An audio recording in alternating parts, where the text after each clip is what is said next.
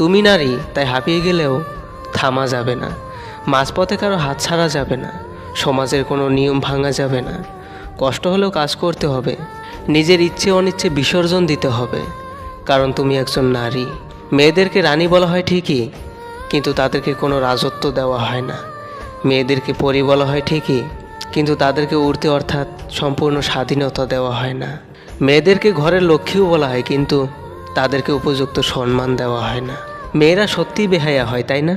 কারণ একটা মেয়ে দিনের পর দিন একটা ছেলের জন্য মার খেয়ে বাড়ির সবার সাথে সম্পর্ক নষ্ট করে সবার কাছে নিজেকে খারাপ করে, শুধু সেই বেকার ছেলেটার পাশে দাঁড়িয়ে থাকবে বলে। আর দুদিন পর মেয়েদেরকে শুনতে হয় সে নাকি সফল ছেলে চেয়েছিল। এত কিছুর পরও মেয়েদেরকে ছেলেরা বলে, তুমি কি করেছো আমার জন্য? মেয়েরা হয়তো অর্থ দিয়ে সাহায্য করতে পারে না, কিন্তু যখন কোনো ছেলে বেকার হয় তখন মেয়েদের বাড়ি থেকে তাকে কত কথা শুনতে হয়। মায়ের আদর, বাবার ভালোবাসা সব তো সেই মেয়েদেরকেই হারাতে হয়। ওই অমূল্য জিনিসগুলো হারায় সবার কাছে, শুধু সেই মানুষটাকে ভালো বলে প্রমাণ করবে বলে।